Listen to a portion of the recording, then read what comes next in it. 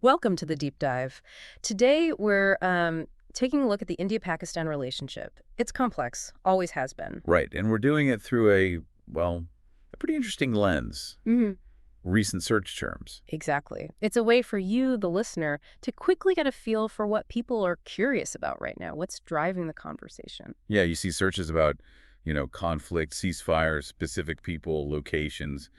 It's all in there. Our mission then is to sort of sift through these and see what themes emerge, what kind of picture it paints of the current dynamic, without getting lost in the weeds, hopefully. Let's try.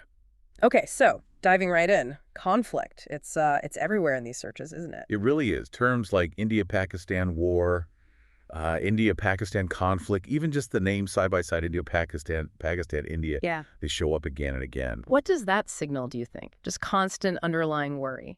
I think so. It points to this persistent tension. Like, even if things seem quiet on the surface, that possibility of conflict is always sort of humming in the background for people. Maybe something specific happened recently, or is just the general rhetoric. Right. But then, almost contradicting that, you see this huge interest in ceasefires. Exactly.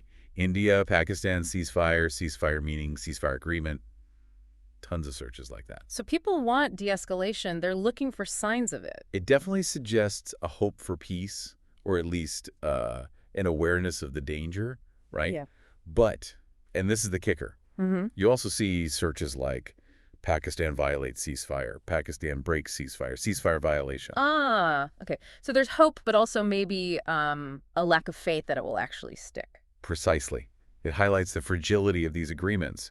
People are searching for the ceasefire, but they're also perhaps already looking for signs of it failing based on past experience. It's like a cycle. Interesting dynamic. Okay, let's shift a bit. Some specific names pop up. Donald Trump, for instance. Yeah, Donald Trump, India news, Trump, India, Pakistan, even linking him directly to the ceasefire, India, Pakistan, ceasefire, Donald Trump.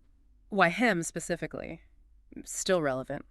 Well, it suggests people remember his past involvement or comments.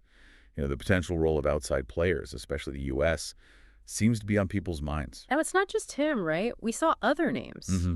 People are searching for Omar Abdullah and Vikram Misri, too.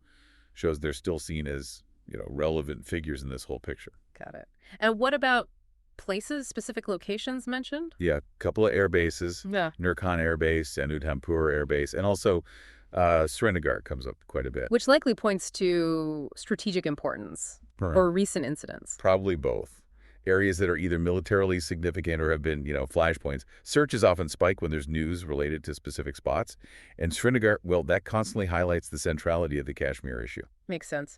And maybe less surprising, people are looking to major news outlets for their info, right? Oh, yeah. Times of India, Hindustan Times, the Hindus, lots of searches linking these names to the India-Pakistan topic. So the usual suspects for information gathering. Pretty much. Confirms where people are turning to understand what's going on. And underpinning a lot of this, we see that really basic question being asked. Why are India and Pakistan fighting? Exactly. It's fundamental. People are still trying to grasp the deep roots of it all, the history, the core issues. So if we try and, pull all this together, what's the snapshot? I'd say the search data shows us a relationship that's, constantly marked by tension.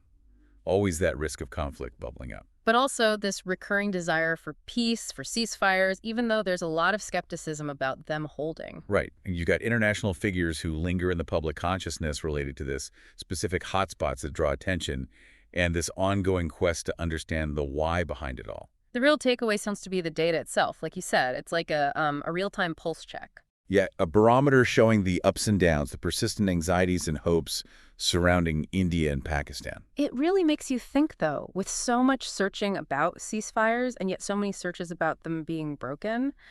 What are those really deep, stubborn obstacles that keep making lasting peace so hard to find? What would actually need to change, fundamentally, to shift that pattern? Something to ponder. Thanks for exploring this with us today.